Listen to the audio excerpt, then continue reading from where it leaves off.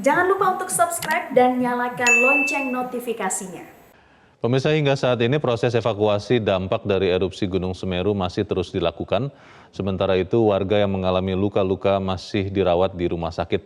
Untuk mengetahui informasi selengkapnya kita bergabung bersama Fatma Ayu dari RSUD Haryoto Lumajang dan Ardi Lase dari Posko Pengungsian di Lumajang. Kita ke Fatma Ayu. Fatma Ayu, bagaimana pantauan maksud kami korban yang dirawat saat ini? Baik Leo, saat ini tepat saya berada di lobi RS Haryoto Lumajang dan seperti kemarin masih sama yang ada di RS ini yang dirawat ini masih sekitar 4 orang yang mengalami luka bakar.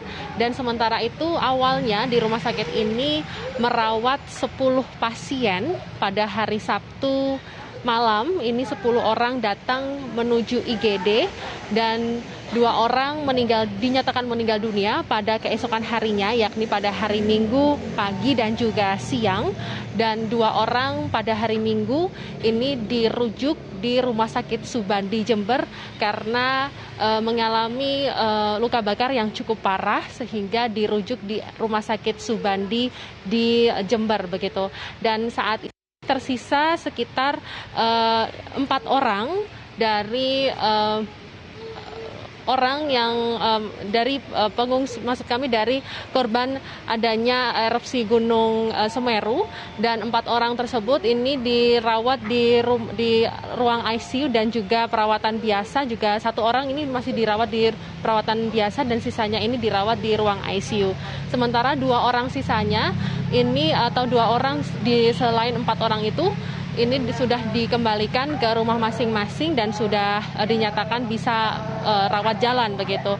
Dan sementara itu menurut informasi yang kami terima, memang kemarin Menko PMK kemarin malam meninjau di Rumah Sakit Haryoto Lumajang ini, dan nantinya dari Menko PMK akan berkoordinasi dengan Menkes, terutama juga dengan Gubernur Jawa Timur, bahwa untuk mengirim bantuan berupa tenaga kesehatan, yakni yang pertama adalah dokter bedah, dikarenakan dokter bedah di sini masih kurang, terutama dokter bedah plastik, karena mayoritas warga atau juga orang yang dirawat di sini ini mengalami luka bakar yang cukup serius, bisa sampai 80% lebih, sehingga bedah plastik ini, dokter bedah plastik ini sangat dibutuhkan di sini. Dan dokter bedah plastik ini nantinya akan dari RSUD Dr. Sutomo Surabaya akan dikirim di sini, dan kami masih belum mengkonfirmasi lebih lanjut kapan dokter bedah plastik ini akan bisa datang di Rumah Sakit Haryoto Lumajang. Dan sementara itu untuk ventilator ini juga nantinya akan didatangkan dari Rumah Sakit Dr. Sutomo Surabaya. Ventilator ini disebutkan sebelumnya adalah 10 ventilator ini akan dibagikan tidak hanya di RSUD Haryoto Lumajang, namun juga di rumah sakit Kabupaten Lumajang lainnya yang merawat korban dari Gunung Semeru itu sendiri. Sementara itu juga obat-obatan ini juga menjadi hal yang penting karena banyak masyarakat saat ini tidak hanya mengalami luka bakar tapi juga shock, dan juga banyak yang mengalami luka-luka akibat tertimbun adanya material dari banjir lahar yang terjadi pada Sabtu sore kemarin. Dan sementara itu hingga saat ini aktivitas di RSUD Dr. Haryoto Lumajang sendiri masih normal, dan diperkirakan nanti pada pagi hari pukul 9 waktu Indonesia Barat, rombongan dari Gubernur Jawa Timur Khofifah Indar Parawansa akan meninjau di lokasi ini. Leo.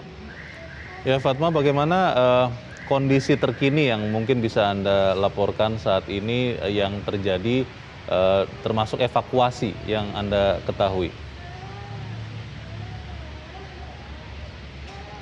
Ya, untuk saat ini seperti di belakang saya memang perawatan untuk masyarakat atau juga korban dari Gunung Semeru ini masih dirawat dan belum ada tambahan lagi dari pengungsi-pengungsi dikarenakan sudah mencukupi di pengungsian karena yang paling banyak ini masyarakat atau korban ini berada di atas di lereng Gunung Semeru seperti di Pasirian, Sumberwuluh dan lain sebagainya. Sedangkan di sana sudah ada puskesmas lalu rumah sakit.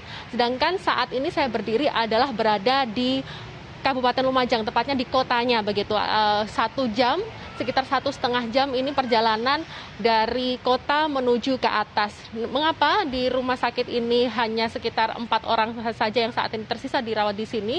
Ini dimungkinkan apabila ada masyarakat yang sakit dari atas apabila menuju ke kota ini memang cukup membutuhkan waktu yang cukup lama begitu. Leo. Baik, untuk sementara ini kita akan beralih dulu ke rekan Ardi Lase yang saat ini ada di posko pengungsian Lumajang. Ardi, bisa Anda kinikan apa yang terjadi di tempat Anda berada saat ini dan apakah posko-posko pengungsian, posko-posko darurat sudah didirikan dan bagaimana kondisi terkini di sana, Ardi? Ya, selamat pagi Leo dan juga pemirsa, tim gabungan dan juga masyarakat. Kami tadi melihat antusias dari tim gabungan maupun masyarakat cukup tinggi dalam membantu proses evakuasi dari korban erupsi Semeru ini. Dan tadi kami melihat memang ada beberapa posko-posko atau rumah sakit darurat yang didirikan. Ini juga sesuai dengan konferensi pers yang disampaikan kemarin